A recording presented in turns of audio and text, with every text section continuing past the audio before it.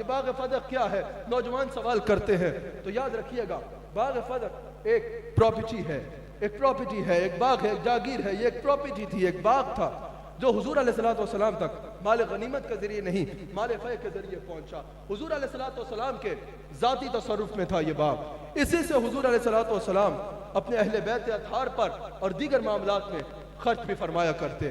جب حضور علیہ السلام کا ظاہری حیات طیبہ کے بعد، حضور علیہ السلام کی حیات مبارک کا یہ انداز اپنانے کے بعد جس میں حضور آج زندہ ہے، حضور کی ظاہری حیات طیبہ کے بعد سیدہ کائنات، مالکہ کائنات حضور سیدہ فاطمہ الزہرا سلام علیہا، آپ کے دل مبارک میں خیال آیا، کیونکہ اس وقت حضور کی ظاہری طور پہ زندہ اولاد میں آپ ہی تھی، حضور کی دیگر شہزادیوں اور شہزادوں کا حضور کی ظاہری حیات طیبہ میں ہی وصال فرما گئے تھے، تو اس وقت حضور کی زندہ اولاد میں ظاہری طور پہ جو زندہ تھے وہ آپ ہی تھی۔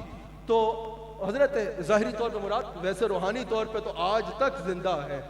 تو حضرت سیدہ کائنات سلام علیہ کے دل میں خیال آیا کہ یہ باغ فتح جو تھا یہ حضور علیہ السلام کے ذاتی تصرف اور ملکیت میں تھا۔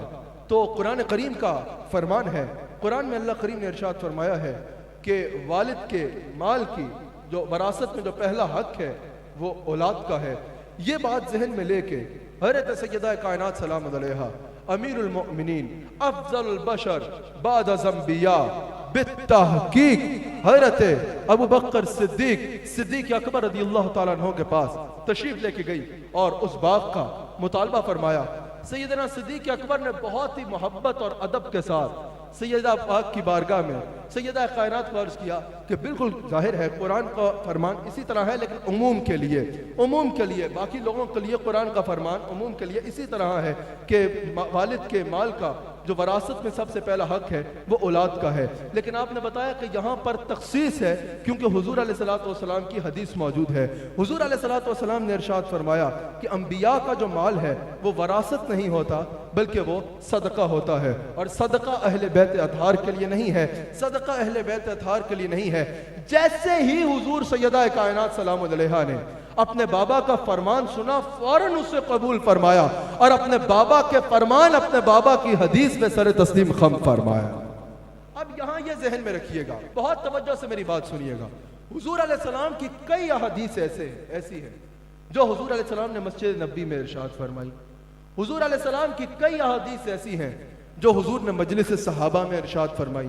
حضور علیہ السلام کی کئی احادیث ایسی ہیں جو حضور نے سفر میں اسفار میں ارشاد فرمائی۔ حضور علیہ السلام کی کئی احادیث ایسی ہیں جو حضور علیہ السلام نے غزوات میں ارشاد فرمائی۔ اب ضروری نہیں ہے کہ یہ ساری احادیث حضور نے گھر میں بھی ارشاد فرمائی ہوں، اور ضروری نہیں ہے کہ اہل بیت اطہار تک ساری احادیث پہنچی ہوں، اور حضور کی کئی احادیث ایسی ہیں جو حضور علیہ السلام نے گھر میں ارشاد فرمائی۔ ضروری نہیں ہے کہ وہی احادیث حضور علیہ السلام نے مجلس صحابہ میں بھی ارشاد فرمائی ہوں۔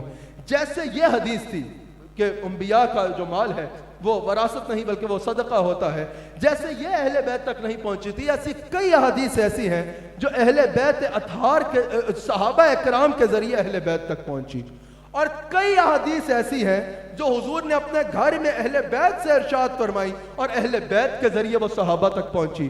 ام المؤمنین، سب سے زیادہ حدیث ام المؤمنین بنت صدیق حضرت عائشہ صدیقہ سلام علیہا کے ذریعے پہنچی، پھر کئی حدیث حضرت سیدہ کائنات کے ذریعے پہنچی، حضرت مولا کائنات کے ذریعے سے پہنچی، اہل بیت کے ذریعے سے، جس طرح عورتوں کے معاملات پہ، عورتوں کے مسائل پہ جتنی حدیث ہے تقریباً زیادہ تر حدیث جو ہے وہ ام المؤمنین حضرت عائشہ صدیقہ سلام علیہا کے ذریعے سے امت تک پہنچی۔ آپ سمجھ رہے ہیں نا؟ تو کئی حدیث ایسی ہیں جو حضور نے گھر سے باہر ارشاد فرمائی، گھر میں ارشاد نہ فرمائی، تو یہ حدیث اس وقت تک سیدہ کائنات تک نہیں پہنچی تھی۔ بڑا غور سے میری بات سنیے، اس وقت تک، یہ میں ان نوجوانوں سے بالخصوص مخاطب ہوں جو مجھ سے سوال کرتے ہیں، اس وقت تک جب سیدہ کائنات تشریف لے کے گئی حضرت افضل البشر بعد از انبیاء صدیق اکبر تک، اور جب باغ کا مطالبہ فرمایا، اس وقت تک حضور علیہ السلام کی یہ حدیث سیدہ کائنات تک نہیں پہنچی تھی۔ جیسے ہی حدیث پہنچی، آپ نے اسی وقت اپنے بابا صلی اللہ علیہ وآلہ وسلم کی حدیث میں سر تسلیم خم فرمایا، اور اس کے بعد آپ نے کبھی باغ کا مطالبہ نہیں فرمایا۔ اسی وقت اس حدیث کو قبول فرمایا، اپنے بابا کے فرمان کو قبول فرمایا۔ اس وقت تک سیدہ کائنات تک وہ حدیث نہیں پہنچی تھی۔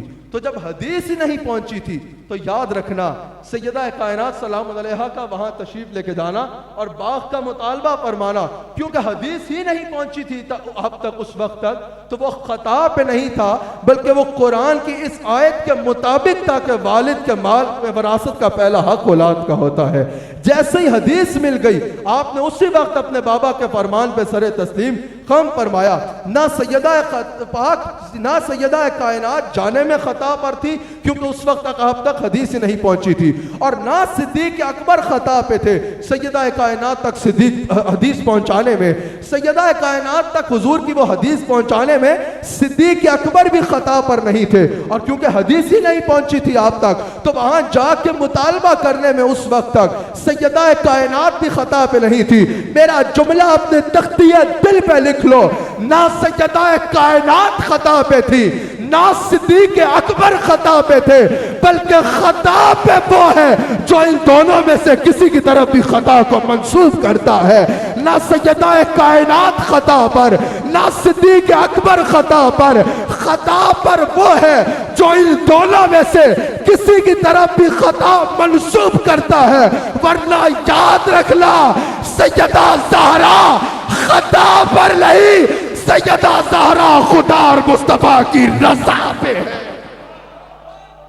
خطا کا نہیں، زہرا پاک مصطفیٰ کی رضا کا نام ہے۔ سارے بولو زہرا پاک خطا پہ نہیں، زہرا پاک مصطفیٰ کی رضا کا نام ہے۔ ہاں یہ درست ہے کہ سیدہ بے قصور ہے، سیدہ بے خطا ہے، لیکن ہمارا یہ نعرہ ہے سیدہ طیبہ ہے، سیدہ طاہرہ ہے۔ نعرہ میں لگاؤں گا، آپ نے ہاتھ اٹھا کے کہنا ہے سیدہ فاطمہ طیبہ طاہرہ، ایسے نہیں ہاتھ اٹھا کے طیبہ طاہرہ، ایسے نہیں جذبے سے سیدہ طیبہ طاہرہ بنت رسول طیبہ طاہرہ، او مادر حسن و حسین طیبہ طاہرہ، خاتون جنت طیبہ طاہرہ، طیبہ طاہرہ۔ اب میں بولوں گا اور آپ نے کہنا ہے طیبہ طاہرہ، سیدہ فاطمہ، سیدہ فاطمہ، سیدہ فاطمہ۔ اب ایک بار ادب سے کھڑے ہو کے سیدہ کو سلام کرو، ادب سے کھڑے ہو کے۔ اور یہ بھی یاد رکھنا غلطی انسان سے ہوتی ہے، انسان غلطیوں کا پتلا ہے، ہم بھی بات کرتے ہیں، ممبر پہ بیٹھتے ہیں، اکثر سبقت لسانی ہو جاتی ہوگی، لیکن الحمدللہ میں اپنی خطابت کی بات کروں تو میری تاریخ میں موجود ہے، اگر کبھی میرے سے کوئی ایسا جملہ ادا ہو گیا جو میں نے سمجھا نامناسب تھا، علماء حق نے اگر مجھے کہا کہ یہ جملہ آپ کا مناسب نہیں ہے، یا کسی بھی عام انسان نے توجہ دلائی، الحمدللہ میں نے کسی کمرے میں بیٹھ کے نہیں، ممبر پہ علل اعلان اپنے جملوں سے رجوع بھی کیا اور توبہ بھی کیا، اور یہ میں نے الحمدللہ اسلاف سے سیکھا ہے، یہ میں نے اکابر سے سیکھا ہے۔ اگر کبھی غلطی ہو جائے تو انسان غلطی کا پتلا ہوتا ہے، کسی کی نیت پہ شک نہیں کرنا چاہیے، فوراً خوش نصیب وہ ہے جو توبہ کر لے۔ اللہ تعالی ہم سب کو گناہوں سے توبہ کی توفیق عطا فرمائے۔ اب سینے پہ ہاتھ رکھو اور نظروں کو جھکا لو، نظروں کو جھکا لو، نظروں کو جھکا لو، اور بنت رسول کو سلام کرو، حسن و حسین کی ماں کو سلام کرو۔ لوگ کہتے ہیں حسین کے کردار پہ ہزاروں سلام، میں کہتا ہوں کھربوں سلام حسین کے کردار پہ، لیکن اس گود کو بھی سلام کرو جس گود سے حسین کو کردار ملا ہے۔ سر کو جھکا لو، السلام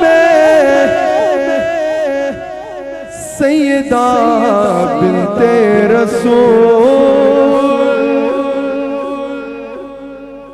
السلام، خدا کی قسم وہ سنتے ہیں، سر جھکا لو وہ سن رہی ہیں۔ السلام سیدہ بنت رسول،